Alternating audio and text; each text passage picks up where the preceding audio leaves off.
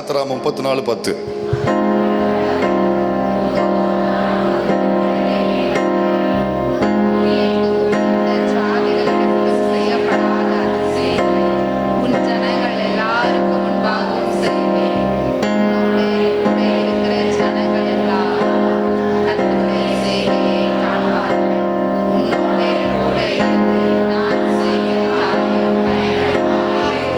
பரிசுத்த ஆவியானவரே, உம்முடைய ஆளுகைக்கு எங்களை தாழ்த்தி வெறுமையாக்குறோம். முழு கண்ட்ரோலையும் நீங்க எடுத்துக்கிடுங்க. எங்களை தாழ்த்தி வெறுமையாக்குறோம் இயேசுவின் நாமத்தில் பிதாவே, ஆமென், ஆமென். ஆண்டவர் இங்க பிரத்யட்சமாய் இந்த வசனம் சில மாதங்களால் நம்மளோடு கர்த்தர் பேசுகிற ஒரு வார்த்தை. ஸோ இதில் ஆண்டவர் என்ன சொல்றாருன்னா, போன வாரம் வரைக்கும் நம்ம மற்ற காரியங்களை நம்ம கவனித்தோம். ஸோ அதனுடைய நோக்கங்கள் என்ன அப்படிங்கிறதெல்லாம் நம்ம தியானிச்சிரும். அதில் மெயினாக நம்ம கூட கர்த்தர் இருக்கிறார் அப்படிங்கிறதுனா அதுக்கு 3 அடையாளங்களை தேவன் கொடுக்குறாருன்னு நம்ம கவனித்தோம். இப்போ இன்னைக்கு குறிப்பாக இதில் ஆண்டவர் சொல்கிறாரு, உன்னோடு நான் ஒரு உடன்படிக்கை பண்ணுகிறேன். ஒரு உடன்படிக்கை, ஸ்பெசிஃபிக் வேர்டு. அது ஒரு உடன்படிக்கை நான் பண்ணுறேன் அப்படின்றார். அப்போது இந்த உடன்படிக்கையை கொஞ்சம் நம்ம கவனிக்கலாம்.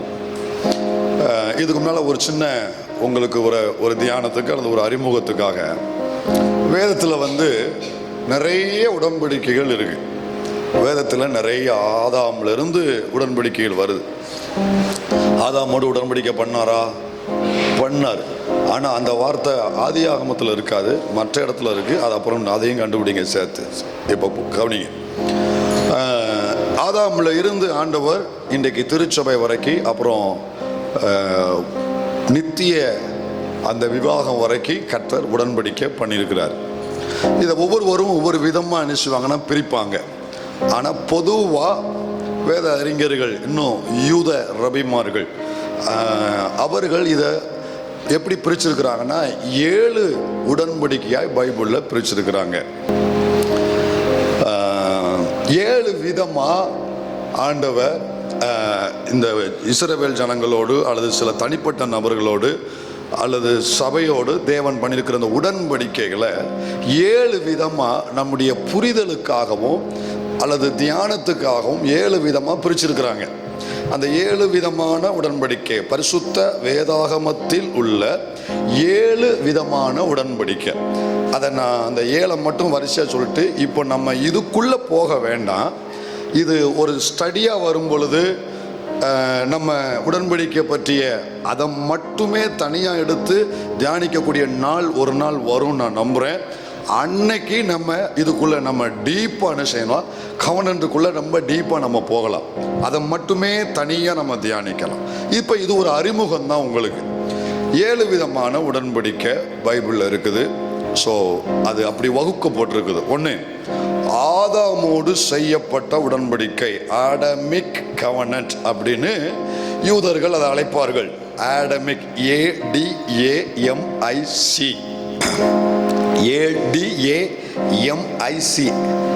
ஆடமிக் கவனன்ட் அப்படிம்பாங்க. ஆதாமோடு செய்யப்பட்ட உடன்படிக்கை.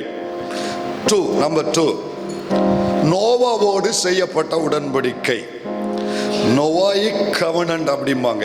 NOVAIC, Noahic covenant, NOVAIC, Noahic. அதை எப்படி சொல்லணும்? நோவாயிக் கவனன்ட்பாங்க.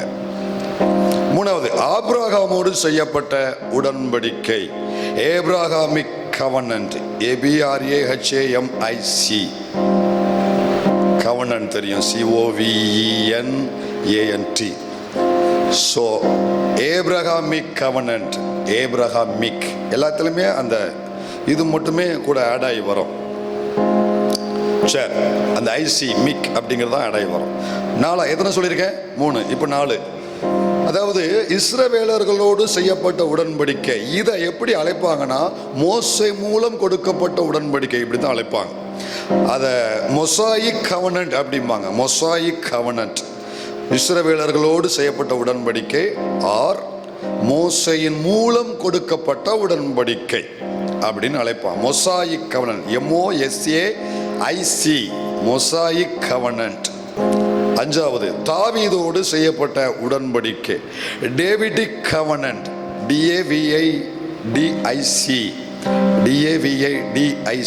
டேவிடிக் கவனன்ட், தாவீதோடு செய்யப்பட்ட உடன்படிக்கை. 6, புது உடன்படிக்கை, சபையோடு செய்யப்பட்ட உடன்படிக்கை, புது உடன்படிக்கை, நியூ கவனன்ட், புது உடன்படிக்கை.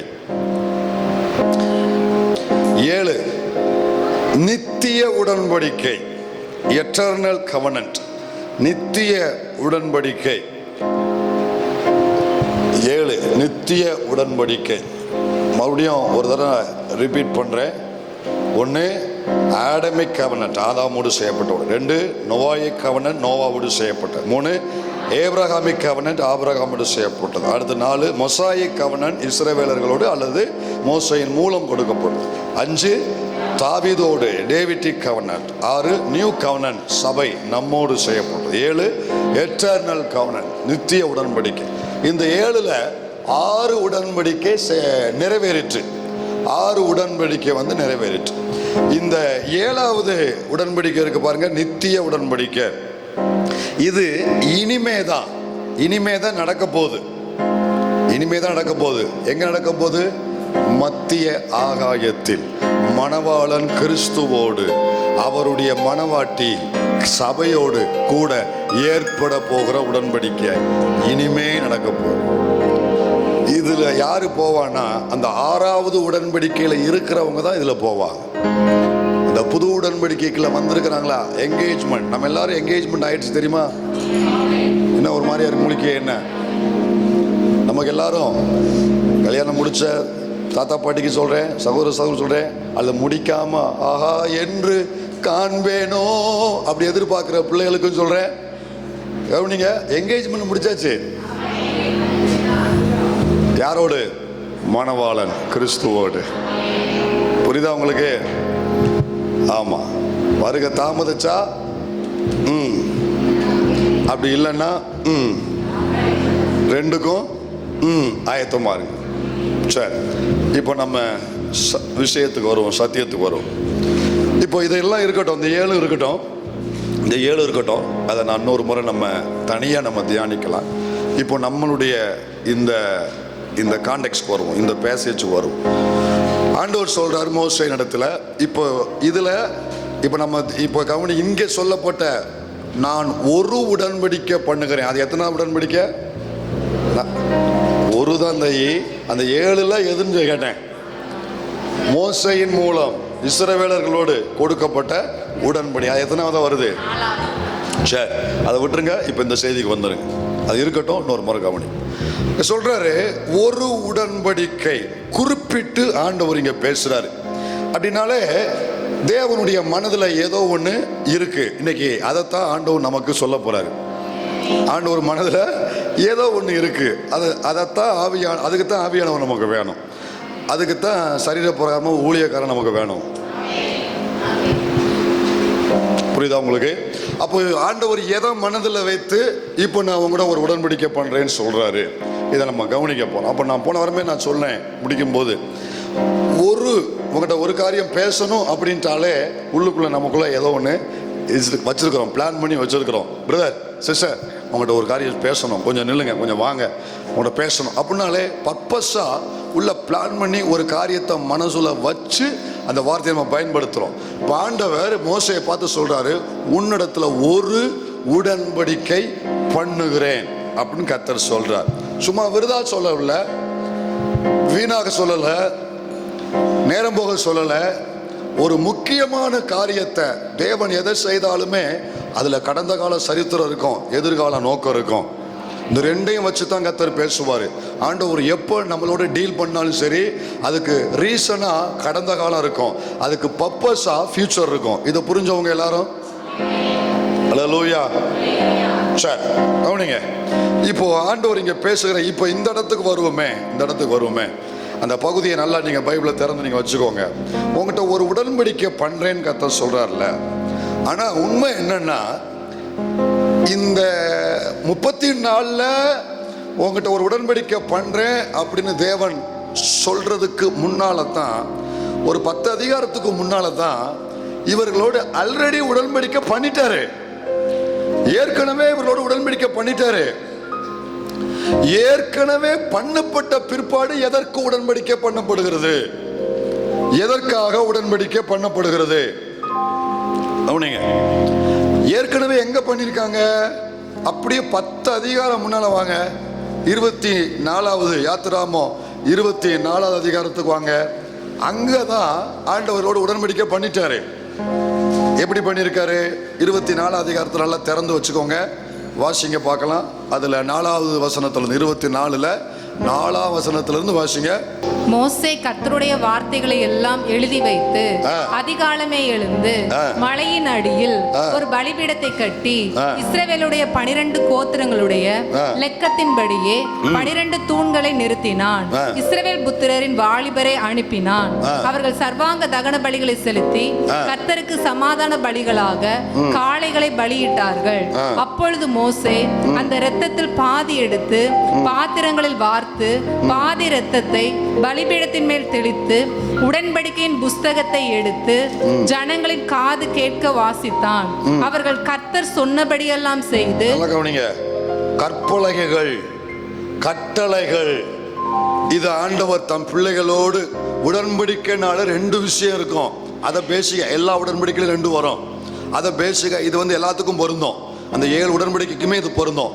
உடன்படிக்கைனாலே 2 விஷயம் இருக்கும். வாக்குத்தத்தம் இருக்கும், அப்புறம் அதற்கு செய்ய வேண்டிய கற்பனைகள் அல்லது கட்டளைகள் இருக்கும். எல்லா உடன்படிக்கையிலுமே இது பொதுவானது, இது இருக்கும். அதை நீங்க மனசுல புரிஞ்சுக்கோங்க. என்ன இருக்கும்? வாக்குத்தத்தம் இருக்கும். அடுத்து அவர்கள் நிறைவேற்ற வேண்டிய கட்டளைகள் அங்க இருக்கு. உடன்படிக்கைனால இது 2மே அங்க வந்துடும். சரி, இப்போ ஆண்டவர் இவர்களுக்கு ஏற்கனவே மோசே மூலம் ஆபிரகாம் மூலம் பல வாக்கு தத்தங்களை கொடுத்துட்டாரு. வாக்கு தத்தம் வந்துருச்சு. இதுக்கு முன்னால பல இடத்துல இருக்குது. நீங்க என் ஜனமா இருப்பீங்க, நான் உங்கள் தேவனா இருப்பேன், உங்க நடுவில் நான் உலாவுவேன், உங்களை கொண்டு நான் உங்களுக்கு தேசத்தை சுதந்திரமாய் கொடுப்பேன். இப்படின்னு வாக்கு தத்தம் ஏற்கனவே கொடுக்கப்பட்டா ஆயிற்று. இப்போ இந்த இடத்துல அந்த வாக்கு தத்தத்தை சுதந்திரிப்பதற்கு உரிய கட்டளைகள், நிபந்தனைகளை தேவன் கொடுக்கிறாரு. அப்படி பேசுறாரு. அந்த பேசும் பொழுது உடன்படிக்கை அந்த புஸ்தகத்தை திறந்து மோசே வாசிக்கிறான். எப்பொழுதுமே கவனிங்க, ரிஜிஸ்டர் ஆஃபீஸ்ல கையெழுத்து போடும் பொழுது படிக்க தெரியாதவங்களுக்கு என்ன செஞ்சு காட்டுவாங்க? ஆமா, வாசித்து காட்டுவாங்க. வாசித்து காட்டிட்டு இவர் வாசித்தாரு, நான் வாசிக்க கேட்டேன் அப்படிங்கிறதையும் பதிவு பண்ணியிருப்பாங்க. அதுக்கப்புறம் தான் என்ன போடணும்? எதையாவது ஒன்று வைக்கணும். ஒன்றும் கையெழுத்தையோ கை நாட்டையோ வைக்கணும். புரியுதா உங்களுக்கு? இப்ப தெரியாம எனக்கு தெரியாதுன்னு சொல்லக்கூடாது. அப்ப மோசே மெயினா முக்கியமான காரியம் நடக்குது. சர்வ வல்லவருக்கும் அவருடைய ஜனத்துக்கும் இடையில ஒரு மிகப்பெரிய காரியம், உடன்படிக்கை நடக்கு. உடன்படிக்கை அங்க நடக்கு, பெரிய காரியம் நடக்குது. நம்ம அப்படியே கடற்கரை வாசிட்டு போயிருந்தோம். அப்படி இல்லை, மிக முக்கியமான ஒரு காரியம் நடக்குது. பரலோகம் உற்று கவனிக்க, பரலோக தேவன் இறங்கி வர, நடுவில் மோசே நிக்க, இந்த பக்கம் ஜனங்கள் நிக்க, சத்தமா வாசிக்க கேட்க, அப்படி கான்வர்சேஷன் அடுத்தடுத்து நடக்கு. அப்படி நீங்க கவனிக்கணும். அதை வாசித்த உடனே எல்லாரும் கேட்கிறாங்க. நல்லா கேளுங்கப்பா, கர்த்தர் என்ன சொன்னா நல்லா கேளுங்க. அவர்தான் மெய்யான தேவன். அவருக்கு நிகரா வேற ஒரு தேவனை நீங்க என்ன செய்யக்கூடாது? வழிபடக்கூடாது, செய்யக்கூடாது, வணங்கக்கூடாது, நமஸ்கரிக்க கூடாது. கட்டளைகள் எல்லாம் வாசிக்கிறாரு, கற்பனைகள் எல்லாம் வாசிக்கிறாரு. இத ஜனங்கள் கேட்டுக்கொண்டு அவர்கள் என்ன செஞ்சாங்களா? ஜனங்க உடன்படிக்கையின் புஸ்தகத்தை எடுத்து ஜனங்களின் காது கேட்க வாசித்தான். இப்போ நாங்க பேசுற எத்தனை பேர் காது கேட்க? காது கேட்க வாசித்தான். வாசித்தான், வாசித்தான். அவங்க கேட்டுட்டு அவர்கள் கர்த்தர் சொன்னபடி எல்லாம் செய்து கீழ்ப்படிந்து நடப்போம் என்றார்கள். என்ன அருமையான பதில். நல்லா, இந்த பேருக்கு நல்லா தான் பேசுறானுங்க. கர்த்தர் சொன்னபடி எல்லாம் செய்து கீழ்ப்படிந்து நடப்போம். ரெஸ்பான்ஸ் பண்றாங்க. காதால கேட்டு உள் வாங்கி கமிட் பண்றாங்க. கீழ்ப்படிஞ்சு நடப்போம். இதை எங்க பார்த்திருக்கிறீங்க? இதை எங்க பார்த்திருக்கிறீங்க? இன்பத்திலும் துன்பத்திலும் தாழ்விலும் உயர்விலும் மரணம் நம்மை பிரிக்கும் அளவா பிறர் முகம் பாராம உனக்கே மனைவியா கணவனா இருப்பேன். கவனன்ட் வருதா? அந்த உடன்படிக்கக்கூடிய அந்த ஸ்டேட்மெண்ட் வருதா? கீழ்ப்படிந்து நடப்போம் அப்படி சொன்ன உடனே அதுக்கப்புறம் மோசே ஒரு முக்கியமான காரியத்தை பண்றாரு. அடுத்த வசனம் வாசிங்க. அப்பொழுது கர்த்தரும் பேசிட்டாரு, ஜனங்களும் ரெஸ்பான்ஸ் பண்ணிட்டாங்க. ரெண்டையும் இணைக்கும்படி மோசே ஒரு காரியம் பண்றாரு. இரத்தத்தை எடுத்து ஜனங்களின் மேல்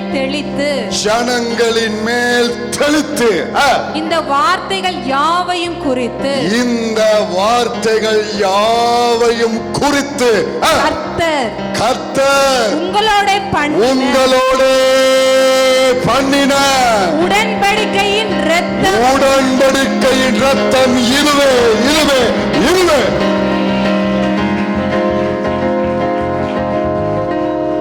ரத்தம்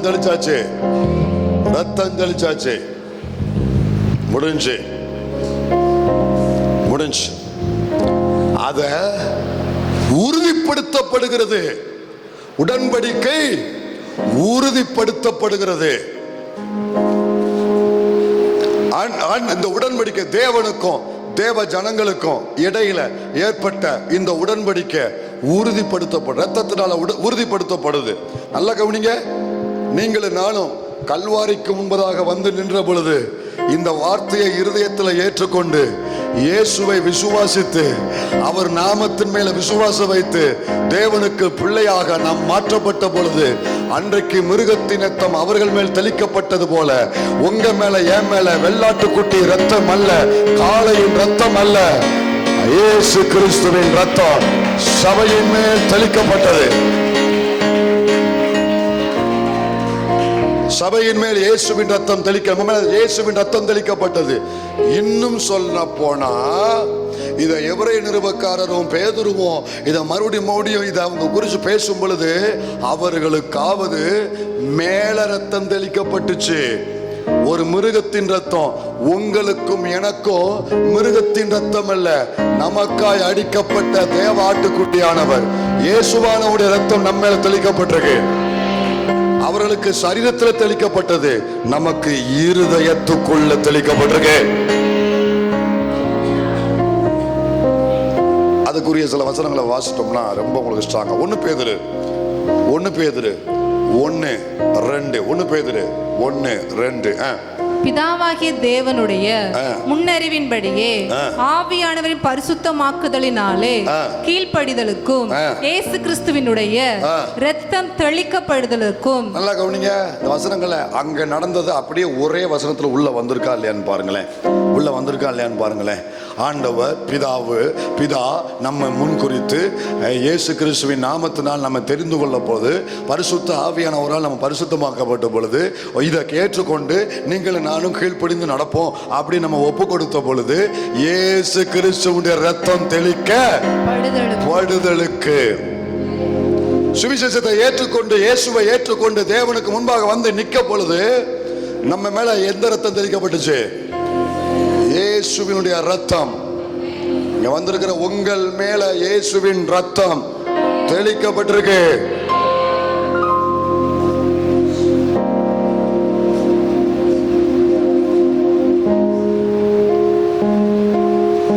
சாதாரணமா நினைக்காதீங்க. இன்னொரு வசனம் எபிரேயர் 10:22. எபிரேயர் 10:22. துர்மனசாட்சி நீங்க தெளிக்கப்பட்ட இருதயம் உள்ளவர்களாயும். கவனிங்க, தெளிக்கப்பட்ட இருதயம். அப்ப எங்க தெளிக்கப்பட்டிருக்கு?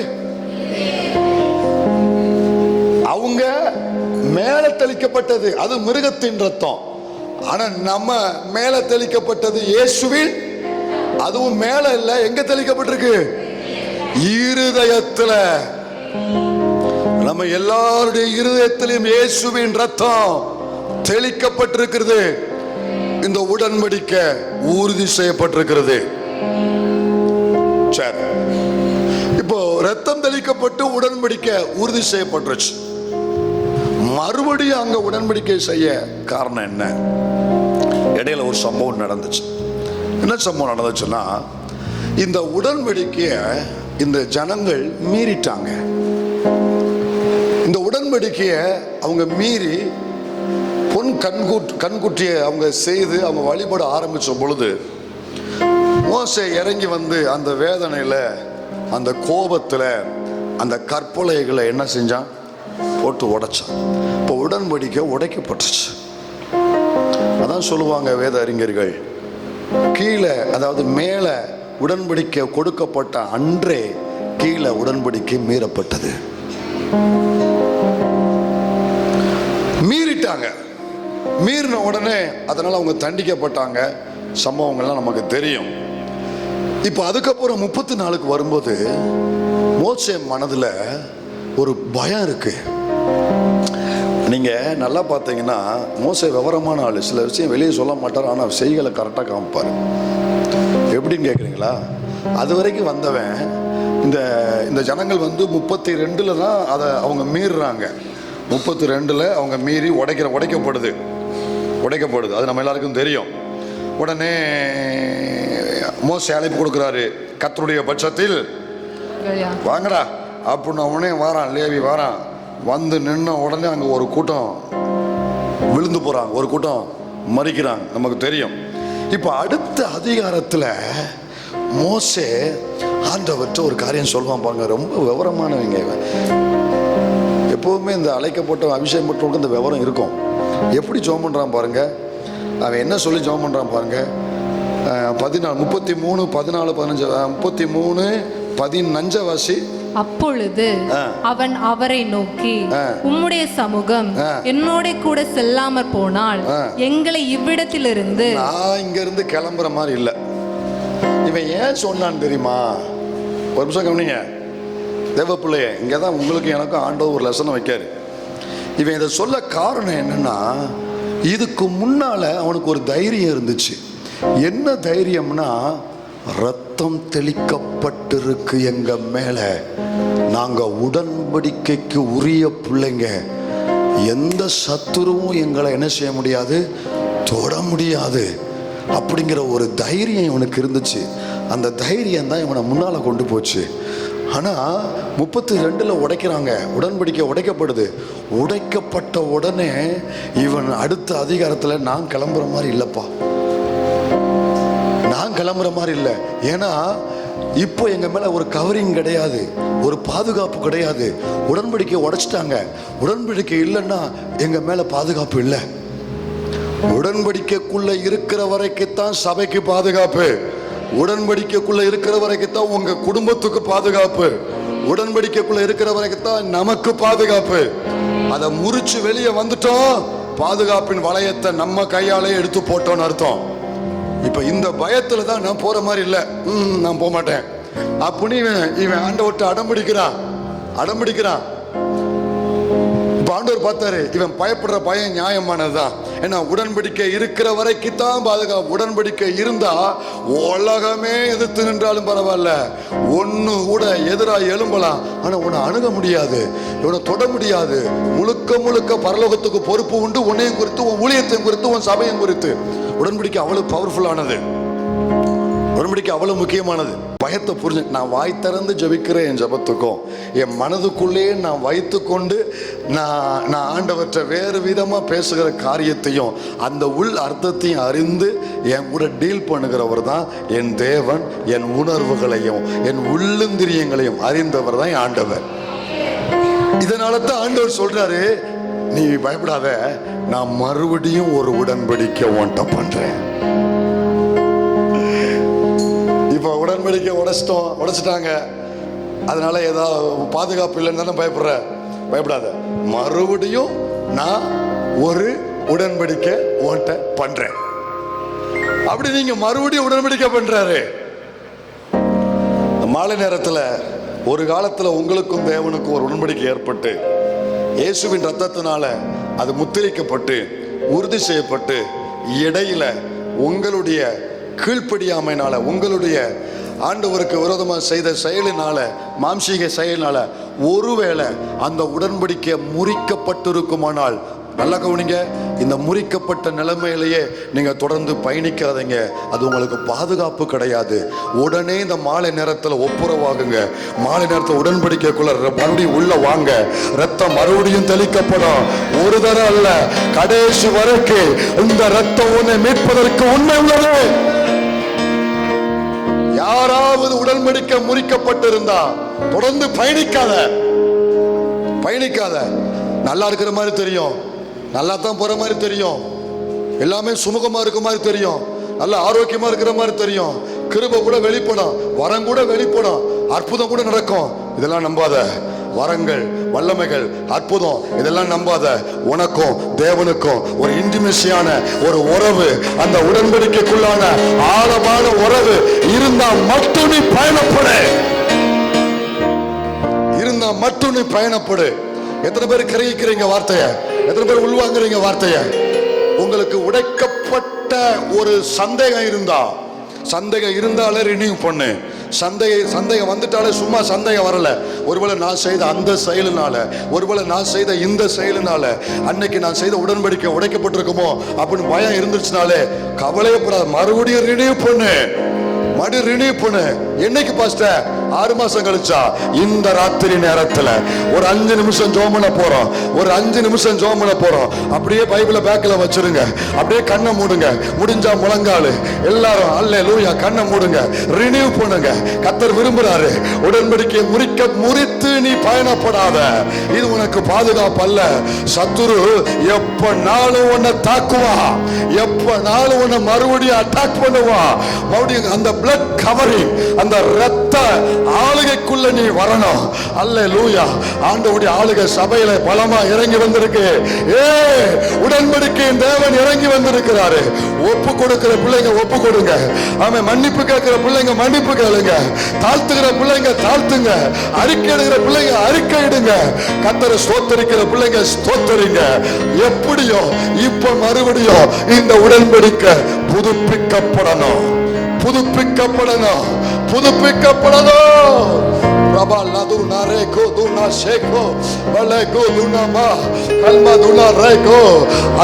அந்த தாக்குதலுக்கு காரணம் நீ உடன்படிக்கை முறிச்சதுதான். நான் உன்னை விட்டு விலகல, நீதான் உடன்படிக்கையை முறிச்சிட்ட. அல்லேலூயா. இப்ப உனக்காகவே நான் பேசுறேன். உனக்காகவே இயேசுவின் ரத்தத்தை கையில ஏந்தி கொண்டு தேவன் உன் அருகில வந்து நிற்கிறாரு.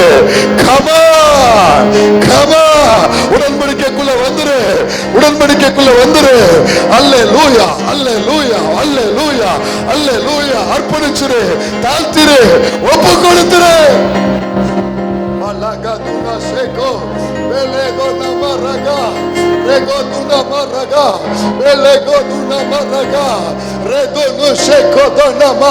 Yes Father, இயேசுவின் ரத்தத்தை கையில ஏந்தினவராய், அல்லேலூயா. தேவன் வலதுபுறத்தில் நிற்கிறார். கர்த்தர் வலதுபுறத்தில் நிற்கிறார். பிள்ளையே, நீ ஜெபிக்கிற இந்த நிமிஷத்துல சத்துருவின் காரியம் வெளியேறுது. உன் எல்லையை விட்டு வெளியேறுது. அவன் ஆயுதங்கள் முறியடிக்கப்படுகிறது. அவன் திட்டங்கள் நொறுக்கப்படுகிறது. பாதாளம் பயப்பட ஆரம்பிச்சிருச்சு. சத்துரு உன்னை பார்த்து பயப்பட ஆரம்பிச்சுட்டா. மறுபடியும் ரத்தத்தின் உடன்படிக்கை. இந்த சபை இயேசுவின் ரத்தத்தின் உடன்படிக்கைக்குள்ள, தேவ பிள்ளைகள் இயேசுவின் ரத்தத்தின் உடன்படிக்கைக்குள்ள, இயேசுவின் ரத்தத்தின் உடன்படிக்கை. ரபகத்தலமா பெலே துனமா ரகா ரெகோ துனமா. சத்துருவே, உன் கையை எடு. பிள்ளைகளை விட்டு வெளியேறு. எல்லையை விட்டு வெளியேறு. Right now in Jesus' name.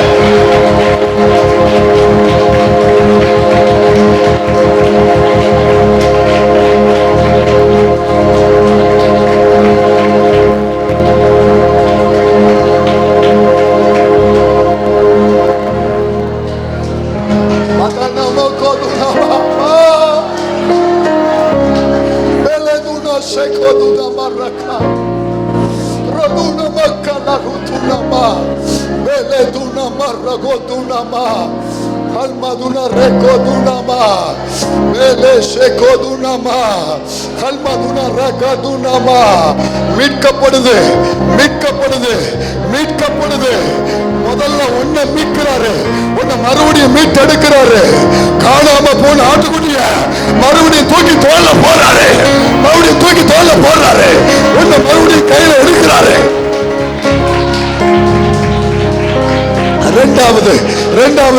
இரண்டாவது இடப்பட்ட நாட்களில் உனக்குள்ளதை பறித்து கொண்டு போன காரியம் சத்துருவின் எல்லையிலிருந்து திரும்ப கொண்டு வரப்படுது, திரும்ப கொண்டு வரப்படுது.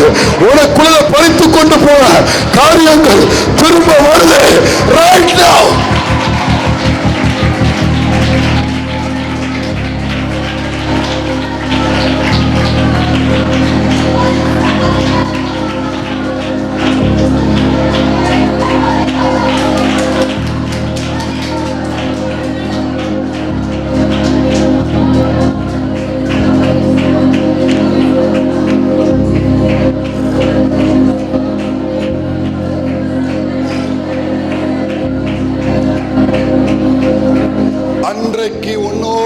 பண்ணின உடன்படிக்கையில அது நிமித்தம் உன் கையில கொடுத்தது எதுவும் இன்னைக்கு உன் கையை விட்டு போயிருக்குமானால் மறுபடியும் அதையும் கர்த்தர் மீட்டு கொண்டு வராரு, அதையும் மீட்டு கொண்டு வராரு. அல்லேலூயா. சத்துருவின் காரியம் எல்லையை விட்டு வெளியேறுது. உடன்படிக்கையின் ஆசீர்வாதம் மறுபடியும் உன் எல்லைக்குள்ள வருது.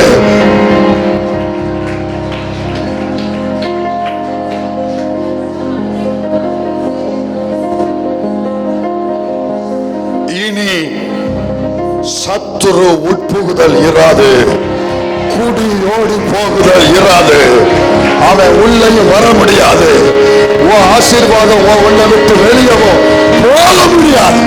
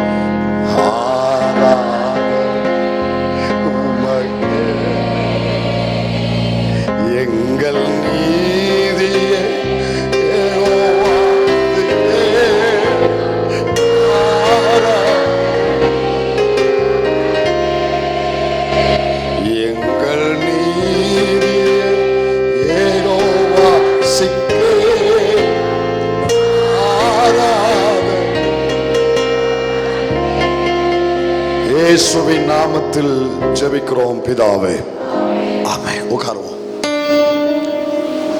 உங்களை எவ்வளவாய் கர்த்தர் நேசிக்கிறார் தெரியுமா?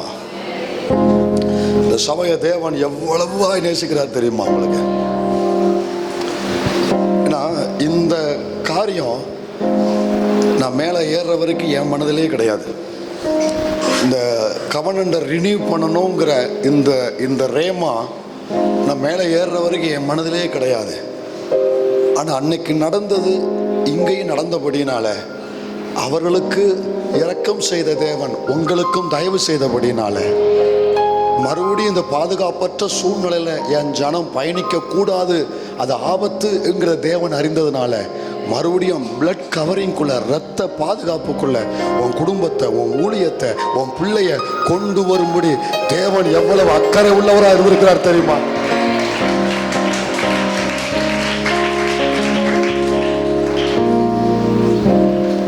அல்லேலூயா. இதுக்குதான் மறுபடியும் இந்த இடத்துல அங்க ஒரு உடன்படிக்கை நடக்கு, அங்க ஒரு உடன்படிக்கை நடக்கு. இதுக்கு பேரு பிளட் கவர்னன்ட் அப்படிம்பாங்க, இரத்த உடன்படிக்கை. இரத்த உடன்படிக்கை. இந்த எல்லா உடன்படிக்கையிலுமே ரொம்ப பவர்ஃபுல் எதுனா இந்த இரத்த உடன்படிக்கை தான் பவர்ஃபுல். உடன்படிக்கை தான் வல்லமை உள்ளது. ஏங்க இதை சாதாரணமா நீங்க நினைக்கவே கூடாது. இதுக்குள்ள நீங்க தியானிக்க அப்பா என்ன பயங்கரம், என்ன பயங்கரம். அதெல்லாம் அவங்க சீரியஸா இருப்பாங்க. அந்த இரத்த உடன்படிக்கை இன்னும் தெரியுமா, உன் மேல எவ்வளவு தயவு தேவன் வச்சிருக்கிறாருங்கிறத ஒரே ஒரு காரியத்தை நான் சொல்லிட்டு நான் இன்னும் தொடர்ந்து போறேன். பழைய ஏற்பாட்டில் இந்த இரத்த உடன்படிக்கையை மீறிட்டானா அவனுக்கு என்ன செய்யணும் அப்படிங்கிறதுக்கும் ஆதாரம் இருக்கு. இந்த இரத்த உடன்படிக்கை பல வகையில் செய்வாங்க. மிருகத்தின் இரத்தத்தை வச்சு செய்வாங்க, அல்லது உலகத்தில் அன்னைக்கு உள்ள கல்ச்சரில் 2 பேர் உடன்படிக்கை செய்கிறாங்கன்னா அவருடைய கை இந்த இடத்துல ஒரு ஓட்டை போட்டு ஒரு குத்தி, இவருடைய கையில் ஒரு குத்தி, 2 பேருடைய ரத்தத்தையும் ஒரு பாட்டிலில் கிரேப் ஜூஸ் இருக்கும், திராட்சை ரசம், அதில் 2 பேர் ரத்தத்தையும் உள்ளே விடுவாங்க. ஒரு சொட்டு விட்டு அதை அவரும் குடிக்கணும், நானும் குடிக்கணும். உலகத்தில் அன்றைக்கி அந்த கல்ச்சர் அப்படி இருந்துச்சு. இந்த பிளட் கவர்னன்ட்டில் ஒவ்வொரு ஏரியாவுக்கு தக்கபடி அவங்களுடைய பழக்கம் வழக்கம் இருந்துச்சு. ஸோ இதையே ஆண்டவர் பைபிளில் இந்த இரத்த உடன்படிக்கையை அவருடைய அந்த பிளான் படி அங்கே பரிசுத்தவான்களோடு தேவன் செய்வார். கர்த்தர் எப்படி செய்தார்னா, நீங்கள் உதாரணமாக ஒன்று மட்டும் சொல்கிறேனே, ஆபிரகாமோடு 15 ஒரு உடன்படிக்கை பண்ணுவார். அங்கே பிளட் கவர்னன்ட் தான் நடக்கு, இரத்த உடன்படிக்கை தான் நடக்கும். அந்த இரத்த உடன்படிக்கை நடக்கும் பொழுது ரொம்ப சீரியஸாக இருக்கும். அது ரொம்ப சாதாரணமாலாம் நினைக்கக்கூடாது. நீங்கள் அங்கே மிருகம் வெட்டப்படுது. 15:10. அவன் அவைகள் எல்லாவற்றையும் அவரிடத்தில் கொண்டு வந்து அவைகளை நடுவாக துண்டித்து, அவைகளை நடுவாக துண்டித்து ஒரு மிருகத்தை கொண்டு வருவாங்க. அப்படியே 2 துண்டா கட் பண்ணுவாங்க மிருகத்தை. அப்படியே ரத்தம் அப்படியே கலகலன்னு ஓடும். கவனிங்க, என்ன கவனிங்க, போதும் வசனம் போதும், என்ன கவனிங்க. நடுவில் மிருகம், அந்த பக்கம் அவர், இந்த பக்கம் இவர். நடுவில் மிருகத்தை சென்ற பார்த்து கரெக்டாக கட் பண்ணி டப்புன்னு 2 துண்டு, ஒரு துண்டு இங்கே இருக்கும், ஒரு துண்டு இங்கே இருக்கும், நடுவில் ரத்தம் இருக்கும். உடன்படிக்கை பண்ணுற 2 பேரும் இந்த வழியாக போவாங்க, அதுக்கு நடுவில் கடந்து போவாங்க. இவரும் கடந்து போவார், 2 பேரும் கடந்து போவாங்க. அதில் இது எதை குறிக்கும்னா, இதுதான் இரத்த உடன்படிக்கை. இது ஒரு வகை, இது ஒரு வகை. இது எதை குறிக்கனா, இந்த உடன்படிக்கையை நீயும் மீறக்கூடாது, நானும் மீறக்கூடாது. ஒருவேளை மீறிட்டா இந்த 2 துண்டு எப்படி வெட்டப்பட்டு இருக்கோ அதே மாதிரி மீறினவன் வெட்டப்படணும், மீறினவன் வெட்டப்படணும், மீறினவன் வெட்டப்படணும். ஆனா அன்னைக்கு அவர்களுக்கும் தயவு செய்த தேவன், அவர்களுக்கும் தயவு செய்த தேவன். நீங்க இந்த 34 நான் ஒரு உடன்படிக்கை பண்றேன்னு சொல்லுவார்ல, அதுக்கு மேல பார்த்தீங்கன்னா தயவை பத்தி, இரக்கத்தை பத்தி, கிருபையை பத்தி பேசுவாரு. அதுக்கு மேல பேசுவாரு, அதுக்கு மேல தயவு, இரக்கம், கிருபையை பத்தி பேசுவாரு. இருக்காமா? கீழே 3, 4, 5 அதுல பார்த்தீங்கன்னா அவனுக்கு முன்பாக கடந்து போகிறோம். அவர் கர்த்தர், அவர் கர்த்தர், கர்த்தர் இரக்கமும். கவனி. ஏன் இங்க சம்பந்தம் இல்லாம பேசுறாருன்னா, நல்லா கவனிங்க. உடன்படிக்கையை மனசுல வச்சு கர்த்தர் பேசுறாரு. ஏப்பா ஜனம் உடன்படிக்கையை மீறிடுச்சுப்பா, நான் பண்ணது இரத்த உடன்படிக்கைப்பா. இப்போ இரத்த உடன்படிக்கையை மீறினா என்ன நடக்கும்னு உனக்கு நல்லா தெரியும்பா. ஜனம் என்ன செய்யணும், 2 துண்டாக வெட்டப்பட வேண்டும்பா. ஆனா நான் யாரு தெரியுமா? அந்த மனிதன் அல்ல, நான் கர்த்தர், நான் கர்த்தர், நான் இரக்கமும், நான் இரக்கமும், கிருபையும், நீடிய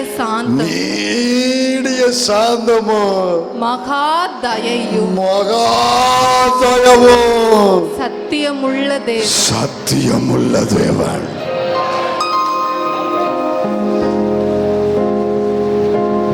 சொல்றாருன்னா, நியாயப்படி இந்த ஜனம் 2 துண்டாக்கப்படணும். நான் அதை செய்யல. நான் இரக்கம் உள்ளவன், நான் இரக்கம் உள்ளவர், நீடிய சாந்தம். இந்த ராத்திரி நேரத்தில் உங்களுக்கும் உங்க குடும்பத்துக்கும் இந்த சபைக்கு முன்பதாக இந்த வார்த்தையின்படி கர்த்தர் வந்து நின்றதுனால தான் நாம் பிழைத்திருக்கிறோம். உடன்படிக்கை மீறி இருந்தாலும் நாம் பிழைத்திருப்பதற்கு காரணம் இந்த வார்த்தை. இந்த வார்த்தை கர்த்தர் உங்க மேல, குடும்பத்தின் மேல, நம்ம மேல, ஊழியத்தின் மேல இரக்கம் வகை வகையா சொல்றாரு. கிருபை, நீடிய சாந்தம், மகாதயம், சத்தியம் உள்ள தேவன். அதனால தான் சேதம் இல்லாம நம்மளை மறுபடியும் அந்த உடன்படிக்கைக்குள்ள இப்ப கொண்டு வந்திருக்கிறாரு கர்த்தர்.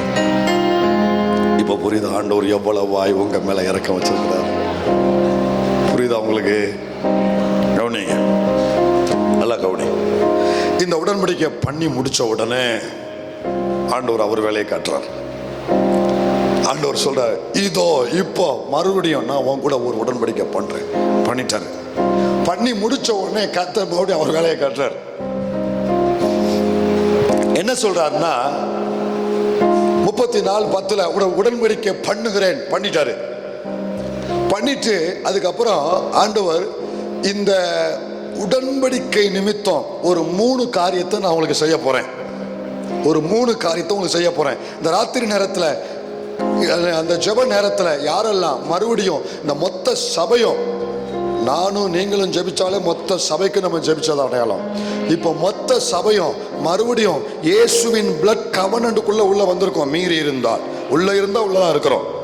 யாரும் மீறி இருந்தா மறுபடியும் கர்த்தர் மொத்த சபையையும் இப்போ அவருடைய இரத்த உடன்படிக்கைக்குள்ள கொண்டு வந்துட்டாரு. வந்துட்டோம்.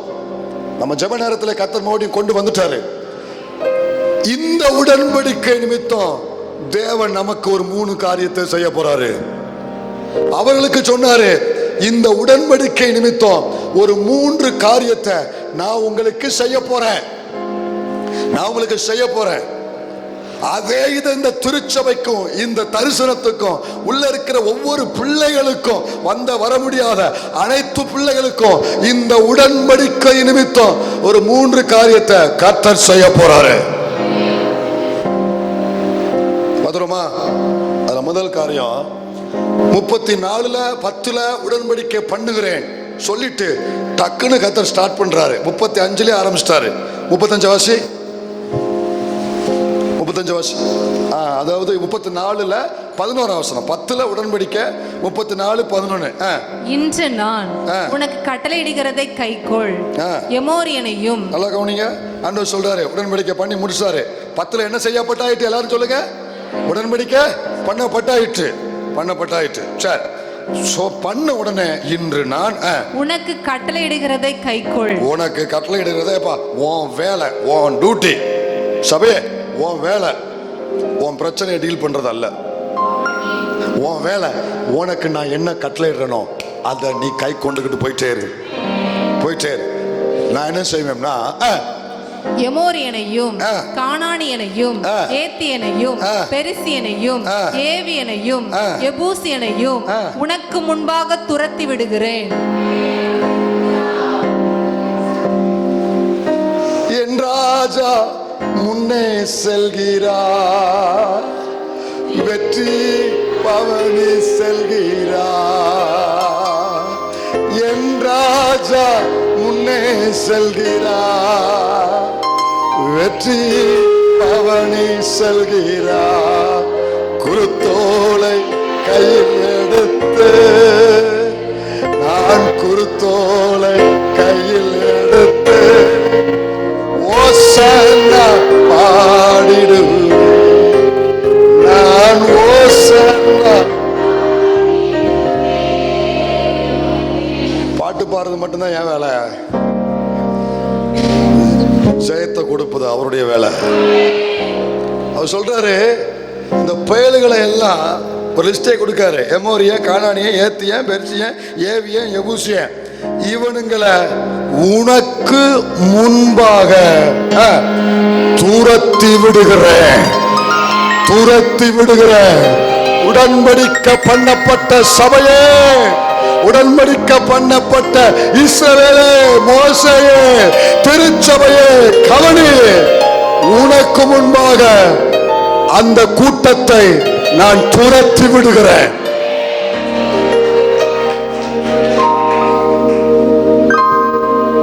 யாரை துரத்துவாரா? அவனுங்களை ஏன் துரத்தணும்? அவருக்கு வேலை இல்லாம இருக்காரு. அவனுங்களை துரத்த காரணம் என்ன? எதுக்கு இவனுங்களை லிஸ்ட் கொடுக்காரு? ஆதியாகமம் 15:18 இருந்து வாசி. ஆதியாகமம் அங்கேயே அந்த அந்த அந்த இரத்த உடன்படிக்கையில் முடிவிலேயே கர்த்தர் சொல்லிட்டாரு, இதுலயும் விரல் வச்சுக்கோங்க, அங்கேயும் போயிட்டு வாங்க. இப்ப நம்ம எங்க போனாலும் விரல் இங்க இருக்கணும், சரியா? 10 விரல் எது கொடுத்துருக்காரு? இதுக்கு தான்.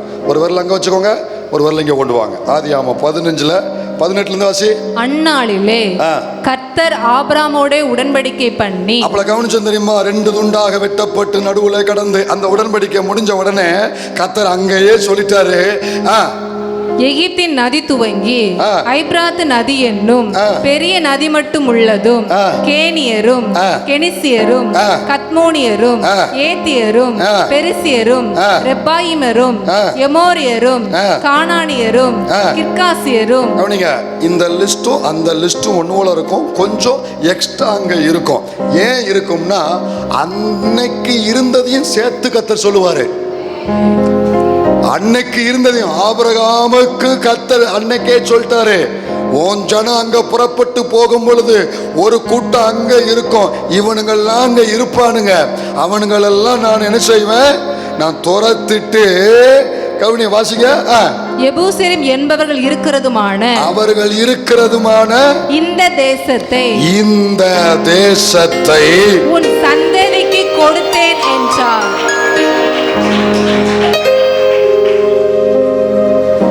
சந்ததிக்கு கொடுப்பேனா? I have registered.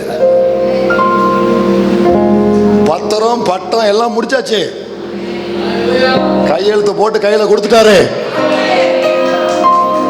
ரிஜிஸ்டர் பண்ணிட்டேன், நான் அப்படி கொடுத்தேன்.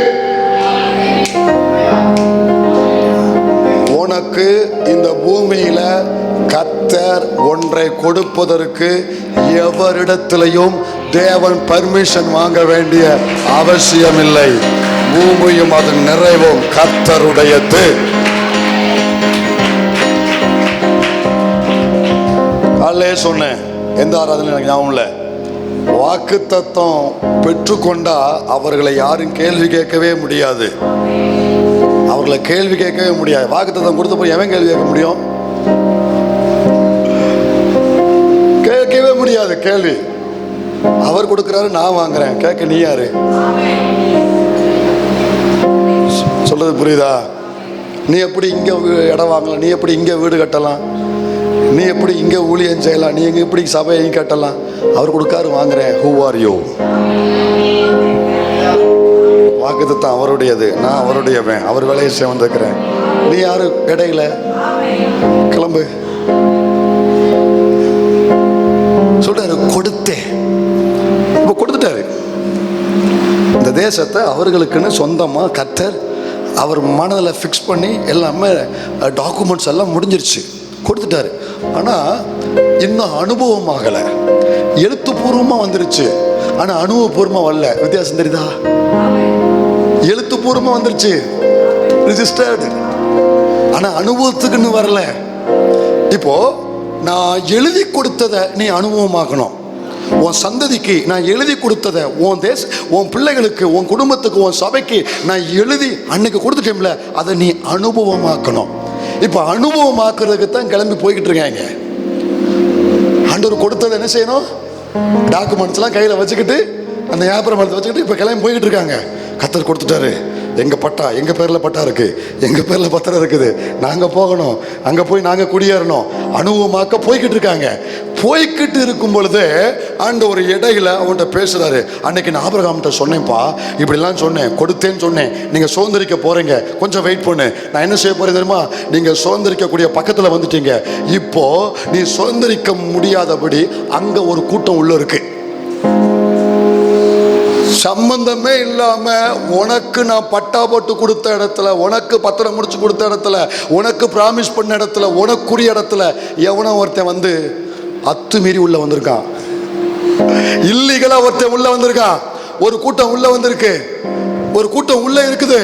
அந்த உள்ள இருக்கிற கூட்டம் என்ன செய்யுதுன்னா, உனக்கு நான் கொடுத்ததை நீ பெற்றுக்கொள்ளாதபடி, நீ சுதந்திரித்துக் கொள்ளாதபடி உன்னை தடுக்கிறதுக்கு அந்த கூட்டம் உள்ள இருக்கு. உன்னை தடுப்பதற்கு ஒரு கூட்டம் உள்ள இருக்குது. உனக்குரிய வாக்குத்தத்தத்துல, உனக்குரிய தரிசனத்துல நீ சுதந்திரிக்க கூடாதபடிக்கு ஒரு கூட்டம் உள்ள போய் உட்கார்ந்து இருக்கு. இந்த ஊரின் இந்த கோவில்பட்டி பட்டணத்தின் அதிபதி, உலகத்தின் அதிபதி, எல்லை பிசாசு உன் தரிசன பூமியை நீ சுதந்திரிக்க கூடாதபடி, உன் வாக்கு தத்தத்தை பெற்றுக்கொள்ளாதபடி அங்க ஒரு சில ஆவிகள் உட்கார்ந்துருக்கு. கர்த்தர் சொல்றாரு, நான் எழுதி கொடுத்தது, நான் வாக்கு கொடுத்தது சுதந்திரிக்க பிள்ளை போய்கிட்டு இருக்கு. இந்த பிள்ளை போகும் பொழுது அங்க எந்த பிரச்சனையும் இருக்கக்கூடாது. அங்க எந்த பிரச்சனை, முதல்ல அவனை வெளியேற்றணும். இல்லீகலா உள்ள இருக்கிறவனை, சம்பந்தம் இல்லாம இருக்கிறவனை வெளியேற்றியே ஆகணும், வெளியேற்றியே ஆகணும், வெளியேற்றியே ஆகணும், வெளியேற்றியே ஆகணும். நீ போய்கிட்டு இருக்கும் பொழுதே நான் ஒண்ணு செய்வேன், நான் ஒண்ணு செய்வேன், உனக்கு முன்பாக துரத்தி விடுவேன். அந்த பெயர்களை நான் துரத்தி விடுவேன். எபூசியரை துரத்துவேன், கானானியரை துரத்துவேன், அங்க இருக்கிற கிர்காசியரை துரத்துவேன், அங்க 7 ஜாதிகளை நான் துரத்துவேன். நான் துரத்தும் பொழுது இடம் கிளீன் ஆயிரும். உன் டாக்குமெண்ட்டை வச்சுட்டு, உன் வாக்குத்தத்தை வச்சுட்டு நீ போய் சுதந்திரி.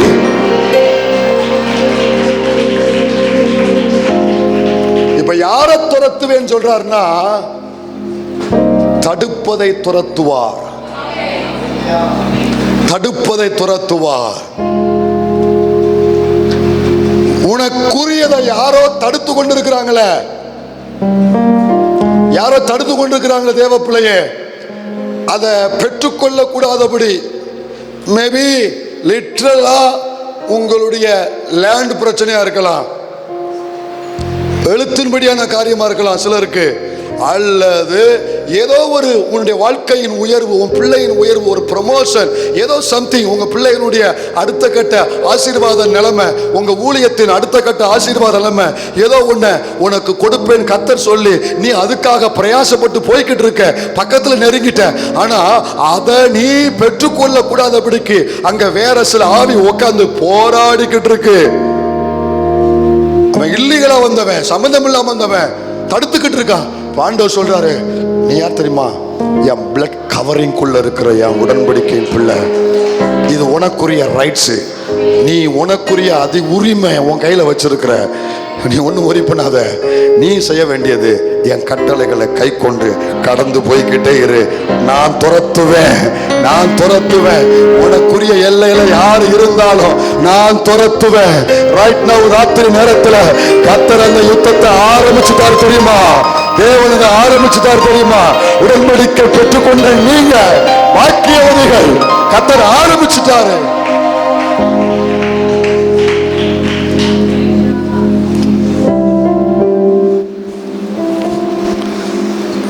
எனக்கு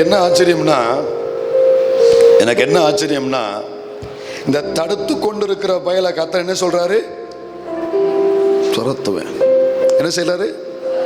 துரத்துவேன். இந்த விஷயம் இவனுங்களுக்கு தெரியாது. மோசே ஜனங்களுக்கு இந்த மேட்ரு தெரியாது. இப்படிலாம் அவங்க இருப்பாங்க, தடுத்துக்கிட்டு இருப்பான், என் இடத்துல இன்னொருத்தன் குடியேறி இருக்கான், எனக்குரிய டாக்குமெண்ட்டுக்குரியதெல்லாம் இல்லையெல்லாம் ஒரு கூட்டம் இருக்குன்னு இவங்களுக்கு தெரியாது. இப்போ ஆண்டவர் வந்து, இப்போ நான் அவங்கள ஏன் துரத்துறேன்னு தெரியுமா? இவனுங்களை விட்டு வச்சா நாளைக்கு இவன் உன்னையே துரத்துவான். இவனுங்களை நான் இப்போ விட்டு வச்சுட்டோம்னா நாளைக்கு உன்னையும் துரத்துவான். அவன் உன்னை துரத்தக்கூடியவன் தான், அவன் சாதாரண ஆளும் கிடையாது, உன்னை துரத்தக்கூடியவன் தான். இப்போ நல்லா கவனிங்க, எதிரியின் திட்டத்தை முன்கூட்டியே அறிந்த என் தேவன் உன்னை துரத்தும்படி ஒரு கூட்டம் திட்டம் போட்டு வைத்திருந்தது உனக்கு தெரியாது. நீ வெவிலியா இருந்துட்ட, நீ நீ நீ உலக அறியாத பிள்ளையா இருந்துட்ட. நீ ஆண்டவர் சமூக வார்த்தை இப்படியே இதுக்குள்ளே இருந்துட்டான உலகம் உனக்கு தெரியாததுக்கு நல்லதுதான். அதனால தான் நீ ஆண்டவர் சமூகம்னே கிடக்க, ஏன்னா உன்னையும் கையில் பிடிக்க முடியாது. அதனால நீ இப்படியே இருந்துட்ட. உனக்கு இந்த விஷயம் தெரியாது. உனக்கு விரோதமாய் ஒரு சூழ்ச்சி செய்யப்பட்டிருக்கு, உன் காரியம் அபகரிக்கப்பட்டிருக்கு, உனக்கு விரோதமாக ஒரு திட்டம் போடப்பட்டிருக்கு, ஒரு கூட்டம் உன்னைய துரத்த ஆயத்தமாய்கிட்டு இருக்கு, அவன் ரெடி ஆகிக்கிட்டு இருக்கான், உனக்கு தெரியாது. ஆனா உனக்குரிய எதிர்காலத்தை அறிந்த தேவன், சத்துருவின் திட்டத்தை முன்கூட்டியே தெரிந்திருந்த தேவன், அவர் முதல்ல செயல்பட ஆரம்பிச்சிட்டாரு. சத்துரு உனக்கு எதிராக செயல்படுறதுக்கு முன்னாலேயே உனக்காக கர்த்தர் செயல்பட ஆரம்பிச்சிட்டாரு. உனக்காக அவர் செயல்பட ஆரம்பிச்சிட்டாரு. அவன் இன்னும் செயல்படல, அவன் பாட்டுல தின்னு தூங்கிக்கிட்டு இருக்கிறான், அவன் பாட்டுல வேலையை பார்த்துட்டு இருக்கான். கர்த்தர் செயல்பட ஆரம்பிச்சிட்டாரு. அவன் திட்டத்தை அறிந்தவன், அவன் எடுக்கிறதுக்கு முன்னால கர்த்தர் எடுத்துட்டாரு.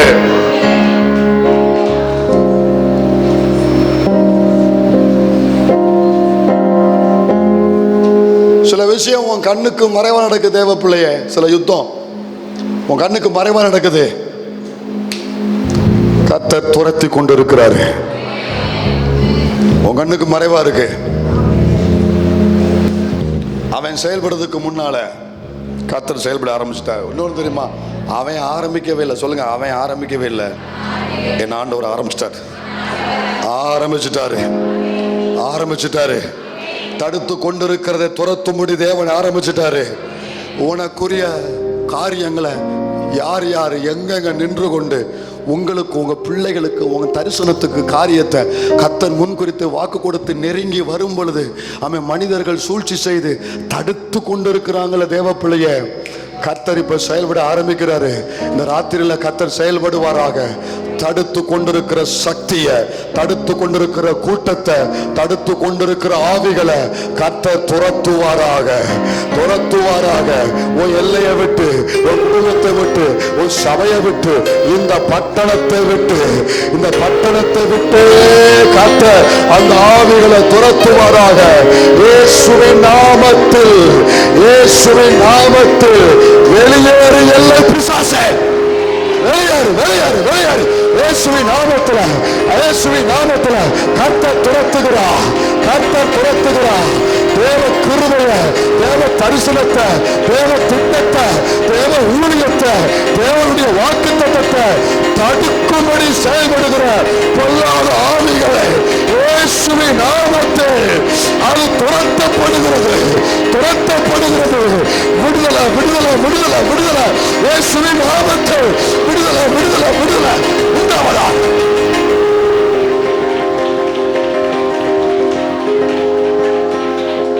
எல்லையை விட்டு வெளியேறு, வீட்டை விட்டு வெளியேறு, சபையை விட்டு வெளியேறு, பட்டணத்தை விட்டு வெளியேறு. கர்த்தர் துரத்துகிறா.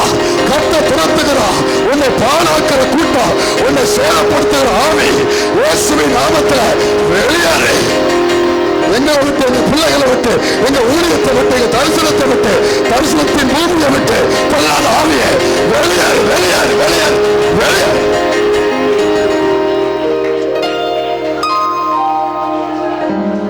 விடுதலை உண்டாகட்டும். குடும்பத்துக்குள்ள ஒரு விடுதலை, ஒவ்வொரு குடும்பத்துக்குள்ளையும் விடுதலை. கணவன் மனைவிக்குள்ள ஒரு விடுதலை, பிள்ளைகளுக்குள்ள ஒரு விடுதலை, சபைக்குள்ள ஒரு விடுதலை. சமாதானத்தின் ஆவி இறங்கி வருது. குடும்பத்துக்குள்ள இயேசுவின் நாமத்துல தகப்பனே சமாதானத்தின் ஆவியை ஊற்றுகிறாங்க.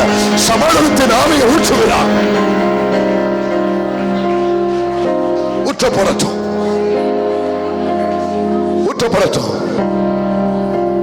தேவையில்லாத பிரச்சனைகளை உண்டு பண்ணி, தேவையில்லாத மன கசப்புகளை உண்டு பண்ணி, குடும்பத்துல வெறுப்புகளை, போராட்டங்களை, கசப்புகளை உருவாக்குற ஆவியை இந்த பிள்ளைகளுக்கு கொடுக்கப்பட்ட சமாதானம் என்கிற வாக்குத்தத்தத்தை சுதந்திரிக்க கூடாதபடிக்கு குடும்பத்துக்குள்ள சண்டையை உண்டு பண்ற ஆவியை கர்த்தர் உன்னை துரத்துகிறார். ராத்திரி நேரத்தில்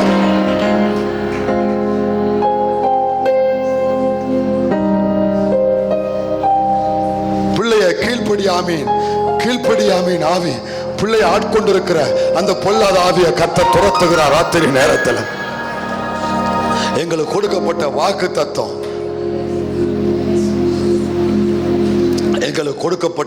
தத்தம், ஓ எல்லை எங்கும் சமாதானம் உண்டாயிருக்கும். இதை நான் அனுபவிக்க கூடாதபடிக்கு உள்ள கடந்துகிட்டு சில ஆவிகள் சில குடும்பத்தை பாழாக்கிக்கிட்டு இருக்கு. தேவையில்லாத கசப்பு, குடும்பங்களை சண்டை, இதனால ஆண்டவர் மேலே கோபம், வெறுப்பு, ஆலயத்துக்கு வர முடியாம, ஆராதிக்க முடியாம பல விதத்துல சில குடும்பம் போராடி கொண்டு இருக்குது. வெளியே தெரியல, ஆனா நிறைய குடும்பம் உள்ளுக்குள்ள அப்படியே பிரேக் ஆகி கிடக்கு, உடைஞ்சு போய் கிடக்கு. நிறைய குடும்பத்துல உடசல் ஏற்பட்டிருக்கு. நல்லா புரிஞ்சுக்கோ தேவ பிள்ளையே, சில ஆவி உள்ள கிடக்குது, சில ஆவி உள்ள கிடக்குது. உன் குடும்பத்தை பாழாக்கும்படி, உன் சாட்சியை கெடுக்கும்படி, உன் குடும்பத்தை அப்படியே சின்ன அப்படிமா செதற வைக்கும்படி சில இந்த கானானி ஆவி உள்ள கிடக்கு, இந்த எபூசியர் ஆவி உள்ள கிடக்கு. இப்போ கர்த்தர் ராத்திரி நேரத்தில் துரத்தி கொண்டிருக்கிறாரு, துரத்தி கொண்டிருக்கிறாரு. நீ அவர் பாதத்தில் அமர்ந்து கொண்டிருக்கிற இதே நேரத்தில் உன் குடும்பத்தை பாழாக்குகிற ஆவிகள் இயேசுவின் நாமத்தில் துரத்தப்படுகிறது. உங்களுக்கும் உங்க பிள்ளைகளுக்கும் உங்க தரிசனத்துக்கும் விரோதமாக செயல்பட்டு கொண்டிருக்கிற ஆவிகளை கர்த்தர் துரத்துகிறார்.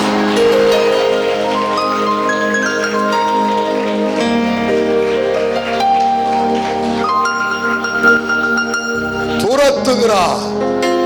ஆண்டவர் எனக்காய் இப்ப யுத்தம் பண்ணுகிறார். ஆண்டவரே, நான் இயேசுவின் ரத்தத்தினால உடன்படிக்கைக்குள்ள வந்தவன். என் பிள்ளைங்க இயேசுவின் ரத்தத்தினால உடன்படிக்கைக்குள்ள வந்தவங்க. எங்க சபை இயேசுவின் ரத்தத்தினால உடன்படிக்கைக்குள்ள வந்தவங்க. எங்களுக்கு எதிராக போராடுகிற எந்த ஆவியா இருந்தாலும் சரி, இயேசுவின் நாமத்துல நீர் இப்பொழுது அவர்களை துரத்தி கொண்டிருக்கிறார். ஐயா,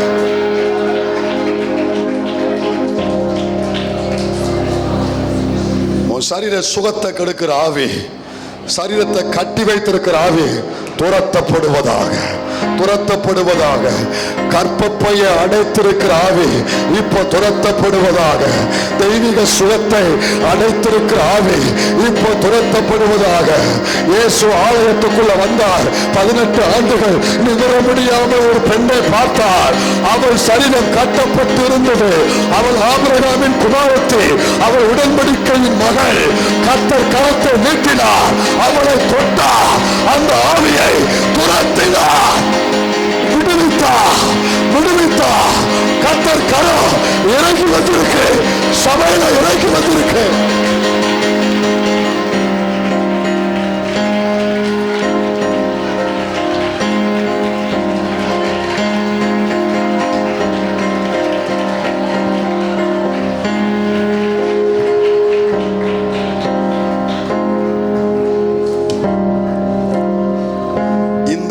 கர்த்தர் முன்குறித்த ராத்திரி, உன் எல்லையில ஒரு விடுதலை கர்த்தர் கொடுக்கும்படி முன்குறித்த ராத்திரி.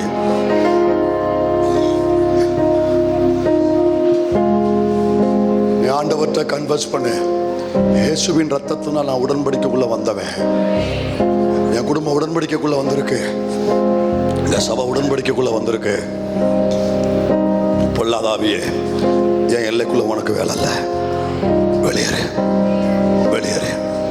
கோபத்தின் ஆவி, சண்டையின் ஆவி, தரித்திரத்தின் ஆவி, பலவீனத்தின் ஆவி, குடும்பத்தை உடைக்கிற ஆவி, பாவம் செய்ய தூண்டுற ஆவி, சமாதானத்தை கெடுக்கிற ஆவி, அல்லேலூயா, பொருளாதாரத்தை அவன் முடக்கி வச்சிருக்கிற ஆவி, செயல்பட முடியாம சில நன்மைகள் உள்ள வர விடாம, என் பிள்ளைய உயர விடாம, என் பிள்ளைக்கு ஒரு வாழ்க்கை அமைய விடாம முடக்கி வச்சிருக்கிற ஆவி, ஊழியத்தை தடுத்து கொண்டிருக்கிற ஆவி, இயேசுவின் நாமத்தில்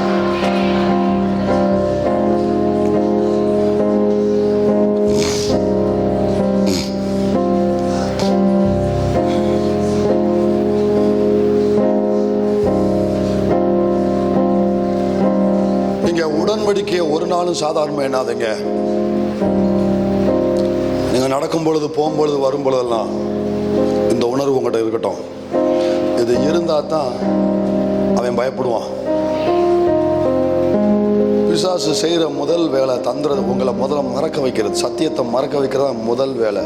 அதான் இயேசு சொன்னார், சத்தியத்தையும் அறிவீர்கள், சத்தியம் உங்களை விடுதலையாக்கும். இதை நீ அறிஞ்சாலே போகும், உனக்கு டெலிவரன்ஸ் உண்டு, விடுதலை உண்டு. சத்தியத்தை அறியறதுக்கு நீங்க முயற்சி எடுங்க, ஆர்வம் கொள்ளுங்க, நேரம் கரையும் செலுத்துங்க. கரையும் செலுத்தி நீங்க வந்திருக்கிறீங்க, நீங்க பாக்கியவான்கள். இந்த இந்த சத்தியத்தை நீங்க மறக்காதீங்க. நான் பிளட் கவர்னண்ட்டுக்குள்ள இருக்கேன். ரத்த உடன்படிக்கை என் மேல, என் பிள்ளை எங்க போனாலும் சரி, என் பிள்ளை எங்க இருந்தாலும் சரி, என் பிள்ளை மேல ரத்த உடன்படிக்கை, ரத்த கவரிங், ரத்த பாதுகாப்பு இருக்கு. உன்னால தொட முடியாது, எந்த ஆவி என் பிள்ளையை தொட முடியாது, குடும்பத்தை தொட முடியாது.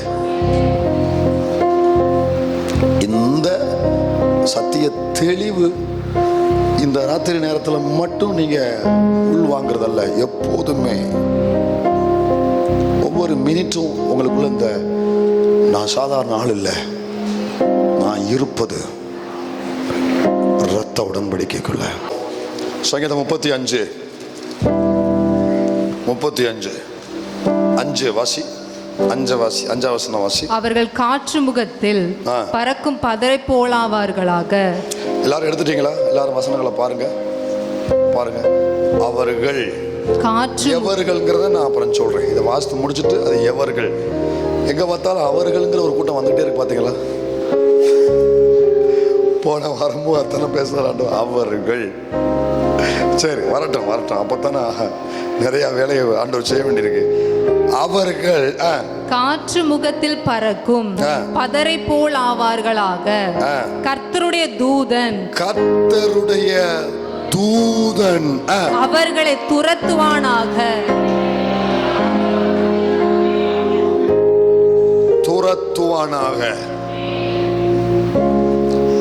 தைரியமா கேட்கலாம். எப்பனாலும் எந்த நேரம்னாலும் 24 hours 24x7, எந்த ராத்திரி எந்த காலா இருந்தாலும் நீங்க கேட்கலாம். ஆண்டவரே, நீ கூப்பிட்டாலே போதும், நீ யாருங்கிறது அங்க சென்சார்ல வந்துடும். நீ ரத்த உடன்படிக்கைக்குள்ள இருக்கிறியா வந்துடும். யாரு கூப்பிடுறான்னு பரலோகத்துக்கு தெரியும். அங்க உடனே பிதாவானவருக்கு சொல்லப்படும், ரத்த உடன்படிக்கைக்குள்ள இருக்கிற ஒரு பிள்ளை கூப்பிடுறா, உடனே அனுப்பு. என்ன சொல்றா? கர்த்தருடைய தூதன் அவர்களை துரத்துவானாக. எவர்களை? முதல் வசனத்திலிருந்து வாசிங்க. கர்த்தாவே, நீர் என் வழக்காளிகளோட வழக்காடி என்னோடு யுத்தம் பண்ணுகிறவர்களோட யுத்தம் பண்ணும். நீர் கேடகத்தையும் பரிசையும் பிடித்து எனக்கு ஒத்தாசையாக எழுந்து நில்லும். என்னை துன்பப்படுத்துகிறவர்களோடு எதிர்த்து நின்று ஈட்டியை ஓங்கி அவர்களை மறித்து நான் உன் ரட்சிப்பு என்று என் ஆத்துமாவுக்கு சொல்லும். என் பிராணனை வாங்க தேடுகிறவர்கள் வெட்கப்பட்டு கலங்குவார்களாக. எனக்கு தீங்கு செய்ய நினைக்கிறவர்கள் நாணம் அடைவார்களாக. இத்தனை லிஸ்ட கொடுத்துட்டு கீழே சொல்றாரு, இருங்க. எத்தனை லிஸ்ட்? முதல் வசனத்துல பாருங்க, வழக்காடுகிற கூட்டம், வழக்காளிகளோட வழக்காடி. முதல் கூட்டம் யாரு? வழக்காடுகிற கூட்டம். அடுத்து என்னோட யுத்தம் பண்ணுகிற கூட்டம். எண்ணிக்கோங்க, சரியா? எல்லாருக்குமே இது பொருந்தும் நினைக்கிறேன், அல்லது 1-2 உங்களுக்கு பொருந்தும் நினைக்கிறேன். சிலருக்கு எல்லாமே பொருந்தும். ஒன்று நான் சொல்றேன். 1 வழக்காடுகிற கூட்டம், 2 யுத்தம் பண்ணுகிற கூட்டம். உன்னோடு எதுக்கு எடுத்தாலும் வம்புகளுக்கு பார்த்தியா? நீ எவ்வளவு விலகி போனாலும் உன்னை அப்படியே வழக்குக்குள்ளேயே சிக்க வைக்கிறான் பார்த்தியா? ஒவ்வொரு வழக்கு ஒன்னுல இருந்து வெளியே வந்தா இன்னொன்னு இருந்து வெளியே வந்தா, அதுல இருந்து இன்னொன்று வந்தா வெளியே, அடுத்து இன்னொன்னு, அப்படியே வழக்குக்குள்ள உன் காலை சிக்க வைக்கிறான் பார்த்தியா? அந்த வழக்காடுகிற கூட்டம். எழுதி வச்சுக்கோ, ஒன்னு வச்சுக்கோ. அவன் 2வது உன் கூட யுத்தம் பண்ற, எப்ப பாரு உன் பிரச்சனையை கிளப்புறவன், எப்ப பாரு உன் சமாதானத்தை கெடுத்து உங்க தொழிலில் போட்டி போடுற ஒரு கூட்டம், உங்க தொழிலில் பொறாமை பிடிக்கிற ஒரு கூட்டம், தடை பண்ற கூட்டம், யுத்தம் பண்ற கூட்டம் உங்க குடும்பத்துல, வீட்டுல, ஊழியத்துல, எல்லா இடத்துலயுமே இருக்காங்க. 2 3 வசனத்தை வாசி. என்னை துன்பப்படுத்துகிற ஒரு கூட்டம். உன் இருதயத்தை அப்படியே வேதனைப்படுத்துவான் மத்தியா, வார்த்தையினால, செய்கையினால உன் இருதயத்தை ரொம்ப அப்படியே காயப்படுத்தி உன்னை அள வச்சு சந்தோஷப்படுவான் பார்த்தியா? துன்பப்படுத்துகிற ஒரு கூட்டம் இருக்கிறானா? இல்லைன்னா பேசாம இருங்க. இருக்கிறானா? இருக்கிறான், நிறைய பேருக்கு இருக்கிறான். மூணாவது, இப்போ 4வது வசனத்தை வாசி. என் பிராணனை வாங்க தேடுகிறவர்கள். நீ பூமியிலேயே இருக்கக்கூடாது அப்படின்னு திட்டம் பண்ணி செயல்படுறான். மேபி உனக்கு எதிராக சில செய்வனை கூட வச்சிருக்கலாம், உன் குடும்பத்துக்கு விரோதமா சில பில்லி சூனியம் கூட வச்சிருக்கலாம். வச்சுட்டு போட்டோம், பாவம், செலவழிச்சிட்டு போட்டோம். சேமிச்சு வச்சதை இப்படி தானே செலவழிக்கணாமே என்ன. அப்படி உனக்கு எதிராக உன் புறா உன்னை அழிக்கணும், உன் பிள்ளைய பைத்தியம் பிடிச்சு அலைய வைக்கணும், நீ வீட்டை வித்துட்டு ஊரை விட்டு நீ போயிடணும், நீ சரீரத்தில் சுகத்தை இழந்துடணும், குடும்பம் பிரிஞ்சிடணும், இப்படி உன்னை அழிக்கும்படி சில கூட்டம் முற்பட்டு கொண்டிருக்கு. சிலருக்கு தெரிஞ்சிருக்கலாம், சிலருக்கு தெரியாம இருக்கலாம். இதெல்லாம் இருக்கு, சபைக்கு எதிரான இப்படிப்பட்ட கூட்டம் இருக்கு. அதே வசனத்துல 4வது வசனத்துல கடைசியில பாரு, எனக்கு தீங்கு செய்ய நினைக்கிறவர்கள். தீங்கு, ஏதாவது ஒரு தீமை நடந்துராதா, ஏதாவது ஒரு துர்ச்செய்தி உன் குடும்பத்துல நடந்துராதா, எதிர்பார்த்துக்கிட்டே இருக்கிறான். எல்லாருக்குமே இருக்கிறான், எல்லாருக்குமே இருக்கிறான். 5 கூட்டம் உள்ள இருக்கு. வழக்காடுகிற கூட்டம், யுத்தம் பண்ற கூட்டம், துன்பப்படுத்துகிற கூட்டம், உன பிராணனை அவங்க அழிக்க தேடுற கூட்டம், தீங்கு செய்ய நினைக்கிற கூட்டம் இருக்கிறான். இந்த தாவீதுக்கு விரோதமா இத்தனை கூட்டம் உள்ள இருக்குதா? இவன் போய் யோசிச்சு பாருங்க, இவன் போய் சண்டை போட்டா எத்தனை பேரோட சண்டை போடுவோம், எத்தனை பேரை மல்லுக்கிட்ட, இவன் இங்கிட்டு ஒருத்தனா இங்கிட்டு ஒருத்தன், இங்கிட்டு ஒருத்தனா இங்கிட்டு ஒருத்தன், மாத்தி மாத்தி வந்துகிட்டு இருக்கான். எத்தனை பேரை சரி கட்ட சொல்றீங்க? சண்டை போட முடியாது. அதான் ஆண்டவர் முதலே சொல்லிட்டாரு, இது உன் வேலை அல்ல, இது உன்னுடைய வேலையே அல்ல. அவன் வேலை என்ன தெரியுமா? 9வது வசனம் பாருங்க, என் ஆத்துமா கர்த்தரில் களி கூர்ந்து அவருடைய ரட்சிப்பில் மகிழ்ந்திருக்கும். நான் கர்த்தரை பாடி ஆராதித்து கொண்டே இருப்போம், நான் கர்த்தரை பாடி துதித்து கொண்டே இருப்போம். துதி செய்ய தொடங்கினா கர்த்தர் யுத்தம் செய்ய தொடங்குவா. நீ துதி செய்ய தொடங்கிட்டேன் வையன், நீ ஆராதிக்க தொடங்கிட்டேன் வையன், அடுத்த நிமிஷமே சொல்றான், இவனுங்கெல்லாம் சமாளிக்க முடியல, மாத்தி மாத்தி மாத்தி மாத்தி என்னை இப்படியா பாடாப்படுத்த தெல்லு பூச்சியை வேட்டையாடுற மாதிரி வேட்டையாடிக்கிட்டு இருக்கிறாங்க. எத்தனை பேரோட போராட சொல்றீங்க? இவ்வளவு பேர் எனக்கு விரோதமா இருக்கிறான், என்னால முடியல. இப்ப அவனுக்கு ஞாபகம் வந்துச்சு, நான் எதுக்கு பயப்படணும்? நான் தனியா ஆள் கிடையாது, நான் அனாதை கிடையாது, நான் ரோட்ல கிடக்கிறவன் கிடையாது, நான் ரத்த உடன்படிக்கைக்கு உட்பட்டவன், நான் இயேசுவின் ரத்த உடன்படிக்கைக்கு உட்பட்டவன் உட்பட்டவன் உட்பட்டவன் உட்பட்டவன். உடனே சொல்றான், கர்த்தருடைய தூதன். 5 கூட்டத்தை பார்த்து சொல்றான், கர்த்தருடைய தூதன் உங்களை துரத்துவானாக. ராத்திரி நேரத்தில் கர்த்தர் அதை செய்ய போறாரு. உன்னை துன்பப்படுத்துகிற கூட்டம், வழக்காடுகிற கூட்டம், யுத்தம் பண்ற கூட்டம், பிராணனை வாங்க தேடுகிற கூட்டம், தீமை செய்ய தீவிரிக்கிற கூட்டம், கர்த்தருடைய தூதன் இந்த ராத்திரி நேரத்தில் அவைகளை உன் எல்லையை விட்டு, உன் குடும்பத்தை விட்டு, உன் பிள்ளைகளை விட்டு, உன் சபையை விட்டு கர்த்தருடைய தூதன் துரத்துவானாக, துரத்தப்படுவதாக. வாச முடிப்போமா அந்த பகுதியை தொடர்ந்து? 6வது வசனம், அவர்களுடைய வழி இருளும் சறுக்களுமாய் இருப்பதாக, கர்த்தருடைய தூதன் அவர்களை பின்தொடருவானாக. விடக்கூடாது, ஒருத்தனை மட்டும் போட்டு மீது 4 பேரை விடக்கூடாது. முற்றிலும் சங்கரிக்கிற வரைக்கும் தூதன் பின்தொடருவானாக, முற்றிலும் சங்கரிக்கிற வரைக்கும். முகாந்திரம் இல்லாமல் எனக்காக தங்கள் வலையை குழியில் ஒளித்து வைத்தார்கள். முகாந்திரம் இல்லாமல் என் ஆத்துமாவுக்கு படுகுழி வெட்டினார்கள். அவன் நினையாத அழிவு. வேலை செஞ்சுட்டு ஒண்ணும் தெரியாம மாதிரி ஓட்ட நல்ல மாதிரி நடிச்சுக்கிட்டு இருக்கான். ஆண்டவன் என்ன பண்றாரு தெரியுமா? அவன் உனக்குன்னு செஞ்ச எல்லாமே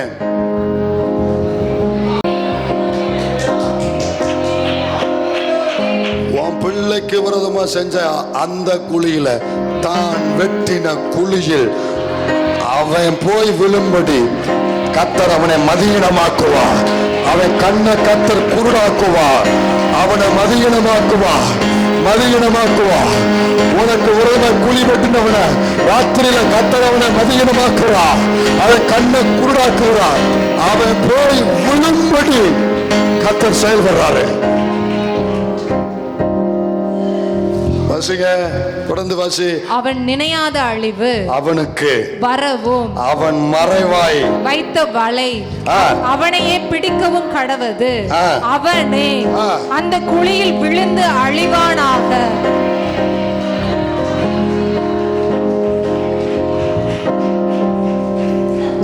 சொல்றாரு, என் ஆத்துமா கர்த்தரில் களி கூர்ந்து கர்த்தரில் களி கூர்ந்து அவருடைய ரட்சிப்பில் மகிழ்ந்திருக்கும். முழங்கால் போடுங்க.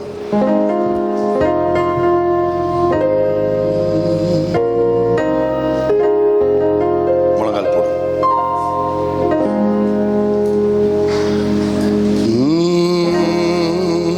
கர்த்தரை துதிங்க எல்லாரும் சேர்ந்து. உனக்காய் கர்த்தர் செயல்படுற நேரம் இது. உனக்காய் ஆண்டவர் செயல்பட்டு கொண்டிருக்கிற நேரம். தேவ பிள்ளைய, நீ ரொம்ப நாளா எதிர்பார்த்த விடுதலை இந்த ராத்திரி நேரம் வருது, உன் எல்லைக்குள்ள வருது. நீ உடன்படிக்கையின் பிள்ளைங்கிறத மறந்துடாத. கர்த்தர் உன் தாழ்பால்களை பலப்படுத்துறார்மா.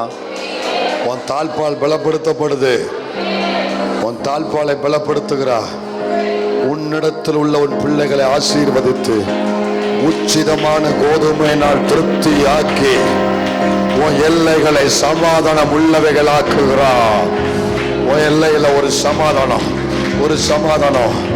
இரத்த வேலி, இயேசுவின் இரத்த வேலி இந்த சபையில, இந்த தரிசனத்துல, ஒவ்வொரு குடும்பத்திலையும் அல்லேலூயா பிள்ளைகள் மேல, ஒவ்வொரு மேலும் இயேசுவின் இரத்த வேலி, இயேசுவின் இரத்த வேலி, இயேசுவின் இரத்த வேலி, இயேசுவின் இரத்த வேலி.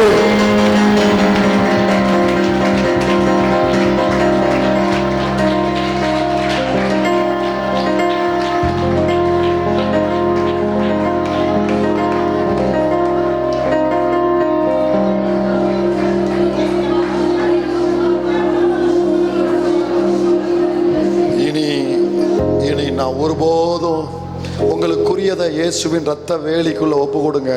உங்க எல்லை, உங்களுக்குரிய பிசினஸ், உங்களுக்குரிய ஆசீர்வாதம், உங்களுக்குரிய வீடு, உங்களுக்குரிய அனைத்தையும் இயேசுவின் ரத்த வேலிக்குள்ள கொடுக்கிறோம்.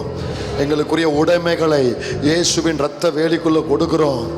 தொழில்களை இயேசுவின் ரத்த வேலிக்குள்ள கொடுக்கிறோம்.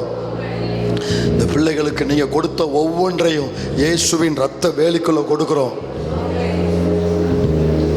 நீங்க ஆண்டவர்கிட்ட தாழ்மையா ஒன்று சொல்லுங்க, இந்த இரத்த உடன்படிக்கையை விட்டு நான் ஒரு நாள் வெளியே போவே மாட்டேன் ஆண்டவரே, இதான் எனக்கு பாதுகாப்புப்பா. தாழ்மையா சொல்லுங்க ஆண்டவர்கிட்ட, தாழ்மையோடு சொல்லுங்க, இந்த பாதுகாப்புக்குள்ள நான் இருப்பேன். உடன்படிக்கைக்குள்ள இருக்கிற வரைக்கும் தான் எனக்கு பாதுகாப்பு. இந்த உடன்படிக்கைக்குள்ள நான் என் பிள்ளைங்க, என் ஊழியம், என் தரிசனம், எங்க குடும்பத்தை நாங்கள் ஒப்பு கொடுக்கிறேன்ப்பா. கிருபதாங்கப்பா. நல்ல தகப்பனே, இந்த மாலை நேரத்திற்காக உமக்கு கோடா கோடி ஸ்தோத்திரங்கள். கர்த்தருடைய ரத்தத்தினால் எங்களை மறைத்திருக்கிறீர். சாபங்கள் முறிக்கப்பட்டிருக்கிறது ஆண்டவரே. சத்துரு வல்லமைகள் எல்லாம் இந்த மாலை நேரத்தில் அழிக்கப்படுவதற்காக ஸ்தோத்திரம். சாப கட்டுகள் அழிக்கப்படுகிறது. இந்த நாட்கள் இழந்து போனது ஆண்டவர் திரும்ப உடைய பிள்ளைகளை கரத்தில் கொடுக்கிறேன், சபையின் கரத்தில் கொடுக்கிறேன். இந்த நாட்களாய் காத்திருந்து ஜெபித்த ஜெபங்களுக்கெல்லாம் ஆண்டவர் பதில் தருகிறது. கண்ணீர் துடைக்கப்படுகிறது. மறுபடியும் கீழே விழுந்திருக்கிறவர்களை கர்த்தர் எழும்ப பண்ணுகிறேன். சத்துரு தோற்று போகிறார், சத்துரு வெட்கப்பட்டு போகிறார். உங்களுடைய பிள்ளைகள் சபை இந்த மாலை நேரத்தில் இயேசுவின் நாமத்தில், இயேசுவின் ரத்தத்தினாலே ஜெயக்கொடியை ஏற்றுகிறது. தகப்பனே, நாங்கள் உம்மை நன்றி உள்ளத்தோடு நாங்கள் உம்மை துதிக்கிறோம். எங்கள் ஆத்துமா, எங்கள் ஆவி, எங்கள் இருதயங்கள் ஆண்டவரே உம்முடைய வார்த்தையினால கொழுந்து விட்டு கர்த்தர் எரிய பண்ணுகிறீர். தீர்க்க தரிசனமாய் கர்த்தர் பேசி இருக்கிறீர். கர்த்தர் எங்களை ஒரு விசை நீ நினைத்திருக்கிறீர் ஆண்டவரே. உங்க பிள்ளைகளை நீங்க மறக்கல தகப்பனே. உங்க கரத்தில் அர்ப்பணிக்கிறோம். தொடர்ந்து உடைய பிள்ளைகளை ஆசீர்வதியும். நீர் போட்டு இந்த அக்கினி உடைய வார்த்தையின்படியே இதோ அக்கினியை போட வந்து அது பற்றி எரியட்டும் என்று சொன்ன ஆண்டவர், தொடர்ந்து ஜெபத்தில் தொடர்ந்து உடைய வார்த்தைகளை நிலைத்திருந்து ஆண்டவரே நீர் கொடுக்கிற ஆசீர்வாதங்களை நாங்கள் பெற்றுக்கொள்ள ஆண்டவர் அனுக்கிரகம் செய்யுங்க. தடைகளை நீக்கி போட்டு இருக்கிறீங்க, சத்துரு தோற்று போயிருக்கிறார் என்னுடைய எங்களுக்கு திறந்த வாசலை கர்த்தர் இந்த மாலையில தேவன் நீர் வைத்திருப்பதற்காக ஸ்தோத்திரம். உங்க கரத்தில் அர்ப்பணிக்கிறோம். தொடர்ந்து ஆசீர்வதிங்க. பேசினுடைய தாசரை அவைக்குரிய தகப்பனை ஆசீர்வதிப்பீராக, குடும்பங்களை ஆசீர்வதிப்பீராக, கட்டப்பட்ட ஜனங்களை விடுவிக்கும்படி ஆண்டவர் இன்னும் அபிஷேகத்தினால் நிரப்புங்க. ஆண்டவரே இந்த கோவைப்பட்டி பட்டணத்தில் இருக்கிற சாபத்திலும் பாவத்திலும் கிடக்கிற கிழக்கிலும் மேற்கிலும் வடக்கிலும் தெற்கிலும் கண்ணீரோடு வேதனையோடு கட்டப்பட்டு கிடக்கிற ஜனங்களை நாசம் மூலமாய் சபை மூலமாய் கர்த்தர் விடுவிப்பீராக. அப்படி செய்வதற்காக உமக்கு கோடா கோடி ஸ்தோத்திரங்கள். ஆசீர்வதிங்க. பாசம பிள்ளைகளை ஒப்பு கொடுக்கிறோம். முழு குடும்பத்தையும் இரத்த வேலி அடைத்து கர்த்தர் சபையும் பாதுகாத்துக் கொள்ளுவீராக. உங்க நாம மாத்திரம் மகிமைப்படட்டும். இயேசுவின் நாமத்தில் ஜெபிக்கிறோம் நல்ல பிதாவே.